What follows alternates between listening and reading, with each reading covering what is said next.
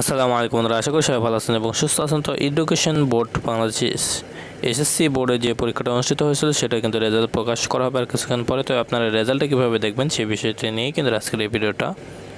এরপর এখানে দেখতে পাবেন যে আপনার এক্সামিনেশন কি এক্সাম দিচ্ছেন আপনি, এসএসসি না এইচএসসি। তো এখানে যেহেতু আপনি এসএসসি দিয়েছেন সেক্ষেত্রে এসএসসি এবং দাখিল এখানে আপনি জাস্ট এটা ক্লিক করে দেবেন। এরপর আপনার কোন বছরে পরীক্ষা দিয়েছেন, যদি 25 সালে দেন সেক্ষেত্রে 25 দিয়ে দেবেন, 24 দিলে 24 এখানে আপনি দিয়ে দেবেন, 23 হলে 23 দিয়ে দেবেন।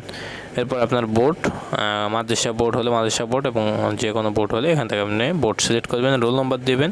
এরপর এখানে আপনার রেজিস্ট্রেশন নাম্বার, এরপর আপনি এখানে ক্যাপচারের যে অঙ্কটা রয়েছে যোগ করে এখানে আপনি ফলাফল দিয়ে সাবমিট দিলেই কিন্তু এখান থেকে এরপরে দেখতে পাবেন যে আপনার রেজাল্ট কিন্তু এইভাবে চলে আসবে ওয়েবসাইটে। তো এইভাবেই কিন্তু আপনি রেজাল্ট এবং মার্কশিট কিন্তু আপনি এখানে দেখতে পাচ্ছেন গ্রেড, এবং এখানে শুধু গ্রেড রয়েছে। তো রেজাল্টের কিছুক্ষণ পরে কিন্তু আপনি কোন সাবজেক্টে কত মার্ক পেয়েছেন সেটাও কিন্তু এখানে দেখা যাবে।